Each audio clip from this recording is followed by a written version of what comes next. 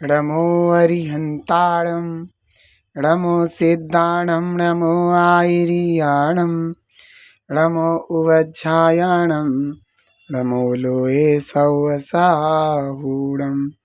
बोलो 2400 तीर्थंकर भगवान की जय। बोलो पंच परमेष्ठी भगवान की जय। जिनवाणी माता की जय। गौतम गणधर देव की जय। आचार्य श्री कुंद कुंद स्वामी की जय। आचार्य श्री शांति सागर जी मामनी राज की जय। आचार्य गुरुदेव श्री धर्म भूषण जी मामनी राज की जय। आचार्य श्री सम्यक भूषण जी मामनी राज की जय। आचार्य श्री भूषण जी मामनी राज की जय। परम श्रद्धेय महापुरुष जिनका जीवन दिगंबरत आध्यात्मिकता और आत्म कल्याण पर पूरा व्यतीत हुआ, जिन्होंने जैन धर्म को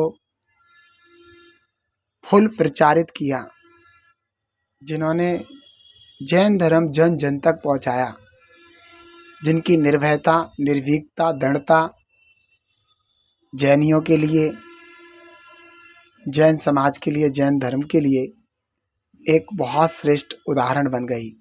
ऐसे आचार्य भगवान शमंत भद्र स्वामी, उनके द्वारा रचित यह ग्रंथ रत्न करंड सावकाचार,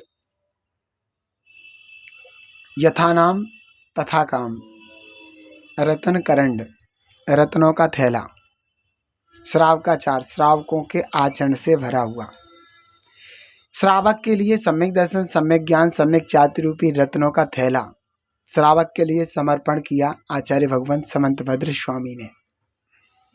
समंत भद्र स्वामी एक बहुत ही श्रेष्ठ व्यक्तित्व के धनी थे।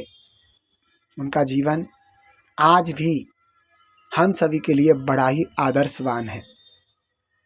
उनकी महिमा, उनकी कथा सुन करके और कह करके जीवन में एक अलग सा निखार आता है। जीवन अपने आप में बोलता है कि धन्य हो धन्य हो धन्य हो समंत भद्र स्वामी। मैंने पहले भी आपको बताया था, इनका दूसरा नाम भारत भूषण भी था। सच में ये भारत के आभूषण, जिन धर्म के आभूषण और मुनिराजों के आभूषण, श्रावकों के लिए श्रेष्ठ आभूषण थे। समंत भद्र स्वामी का जीवन बड़ा ही अच्छा रहा। उन्होंने अपने जीवन को एक उत्तम आध्यात्मिकता और एक मंगल रूप जीवन शैली दी। वो फालतू के विकल्पों में न उलझ करके अपने वास्तविक कार्य पर ध्यान देते थे। वादी प्रतिवादी जितने भी होते थे, उन्हें देख करके भयभीत हो जाते थे। जिस रास्ते से समंत भद्र स्वामी जा रहे हो और वादी प्रतिवादी वहां से दूसरा रास्ता ले लेते थे कि अभी ये आएंगे और पूछेंगे, हम पे प्रश्न बनेंगे नहीं और बेमतलब में लज्जित होना पड़ेगा, इसलिए इधर उधर हो जाए। वे वादी प्रतिवादी भूल गए थे कि मैं जैन धर्म के बारे में कुछ ऐसा कहूं उल्टा सीधा, वे भूल गए थे, क्योंकि कह नहीं सकते थे, था ही नहीं उनके पास कुछ। और एक जवाब देने वाले आचार्य भगवान समंत भद्र स्वामी थे। तो बस फिर क्या होता, अज्ञानता के कारण व्यक्ति अच्छी चीज को भी बुरा कह देता है।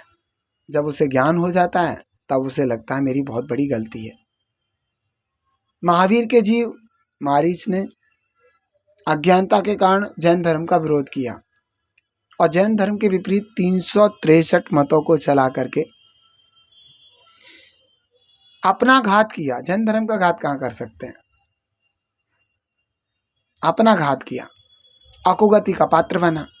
और वही जीव मारीची का क्या हुआ, अंत में महावीर भगवान बनते हैं तो कहते हैं सब गलत है, ये मिथ्या है, ये सही नहीं है, इस ओर नहीं जाना है। लोगों को उस ओर से जिन धर्म की ओर मोड़ा। अज्ञानता एक ऐसी चीज है जहां व्यक्ति क्या अच्छा है क्या बुरा है, क्या भला है क्या ठीक है क्या नहीं है, सब भूल जाता है। भूल जाता क्या है, उसको कुछ विवेक ही नहीं रहता, विवेकहीन हो जाता है। ज्ञान, सम्यक ज्ञान बहुत जरूरी है, और सम्यक ज्ञान सम्यक दर्शन के बाद ही होता है, सम्यक दर्शन पूर्वक ही होता है। और उसके बाद सम्यक ज्ञान विवेक है, आंखें हैं, आंखों के बिना व्यक्ति को कुछ दिखाई नहीं देता, ऊंची नीची जगह दिखाई नहीं देती। उसी प्रकार बिना सम्यक ज्ञान अर्थात विवेक के जीव को अच्छा बुरा, उठना बैठना, चलना फिरना, कैसे आचरण करना, कुछ दिखाई नहीं देता। इसलिए कहते हैं बिना विवेक के आचरण नहीं होता, और विवेक का नाम है सम्यक ज्ञान, और सम्यक ज्ञान बिना सम्यक दर्शन के नहीं होता।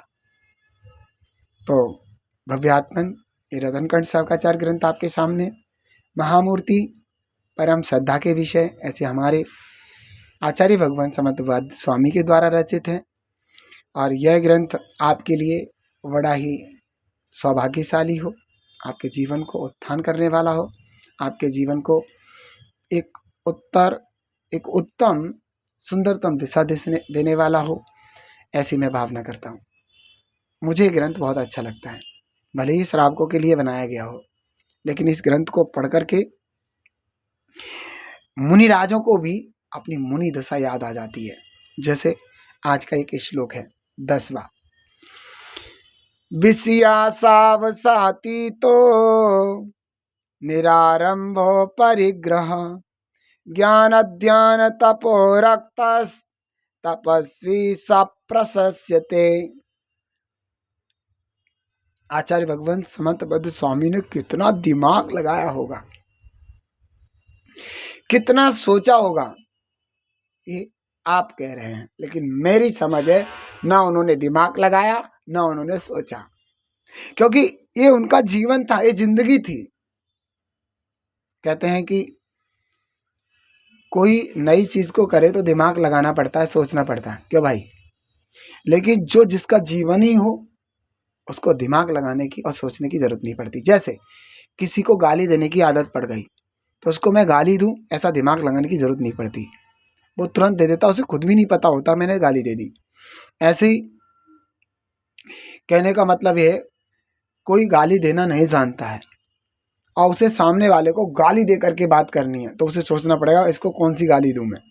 बड़ा सोचेगा, समझेगा, कई देर तक तो गाली नहीं देगा, जब सोच लेगा समझेगा ये बढ़िया रहेगी इसे दे दूं, तब जा करके देगा।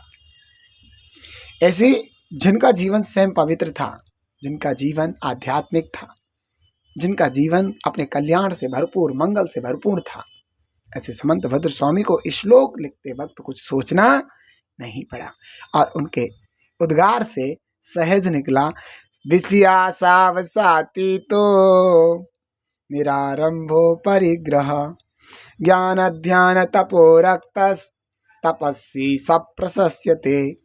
वे कह रहे हैं विषय आशा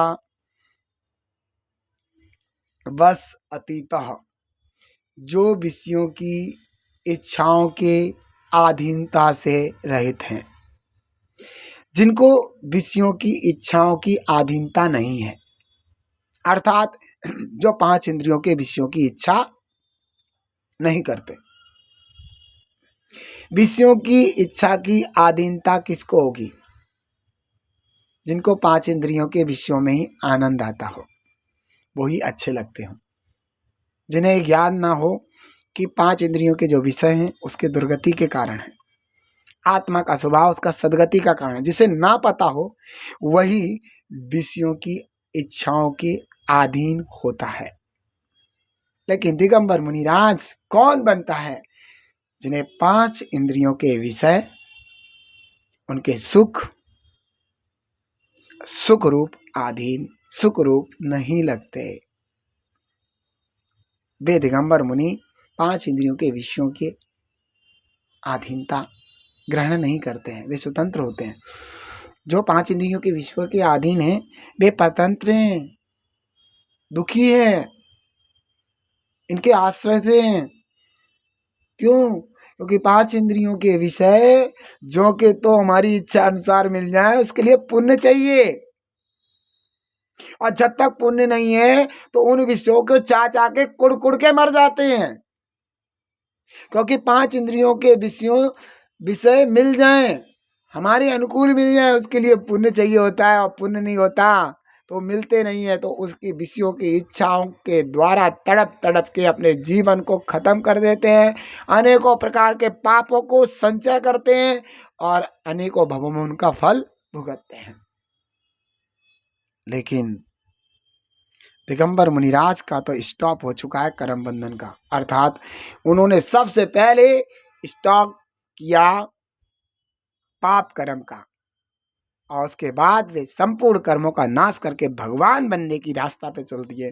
इसलिए सबसे पहले पाप कर्म पर स्टॉप लगना था, तो इसलिए विषयों की इच्छाओं में नहीं जाना था, जिनसे पाप कर्म की स्थिति बनती है।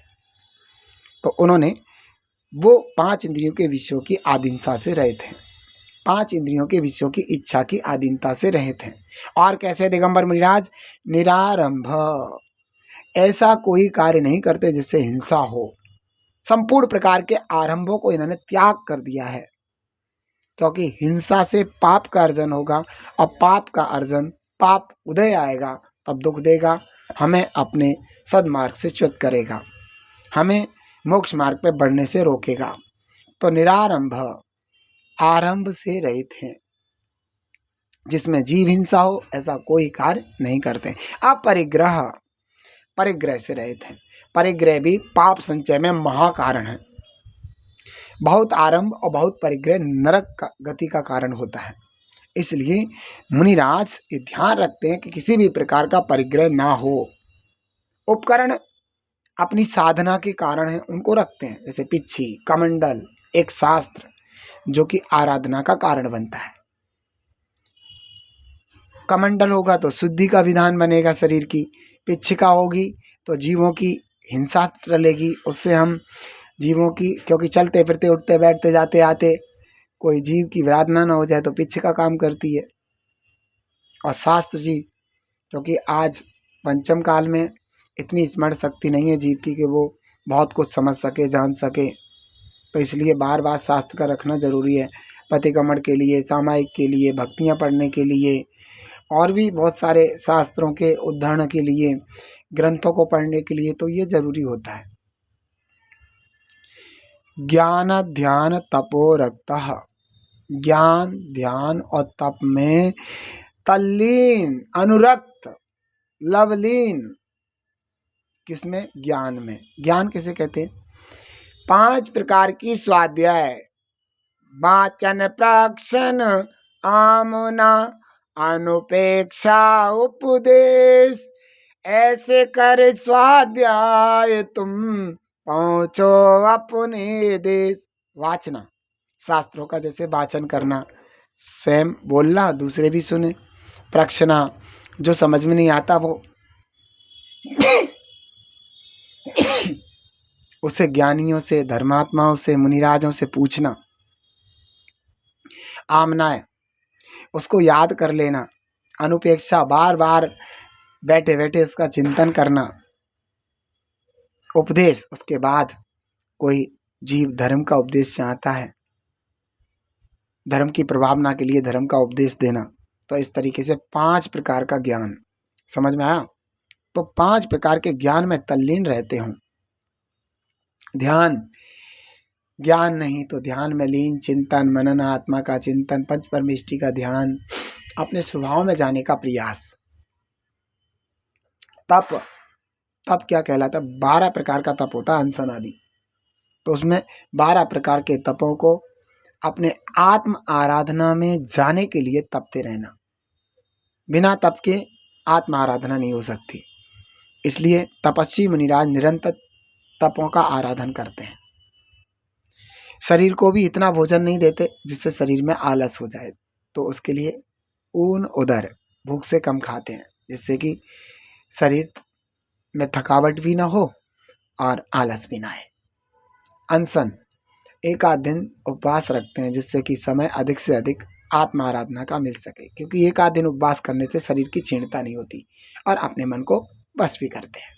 ऐसे विनय, प्रायश्चित आदि अंतरंग तप भी मुनिराज करते रहते हैं। उनका जीवन बड़ा धन्य और बड़ा निर्मल और पवित्र होता है। उनका जीवन वास्तविक आदर्शमयी है, शिक्षात्मक है और लोगों को आत्म उद्धार के कार्य में आगे बढ़ाने वाला है। जो ऐसे तपस्वी हैं, कैसे, जो विषयों की इच्छाओं की आधीनता से रहित हों, आरंभ और परिग्रह से रहित हों, ज्ञान में, ध्यान में, तप में तल्लीन और लवलीन रहते हों, ऐसे तपस्वी ही प्रशंसा के योग्य होते हैं। प्रशंसा का मतलब क्या है? पूज्यता के। प्रशंसा अर्थात गुण। प्रशंसा का पर्यायवाची शब्द है पूजता, पूज्यता। ऐसे तपस्वी ही पूज्य हैं।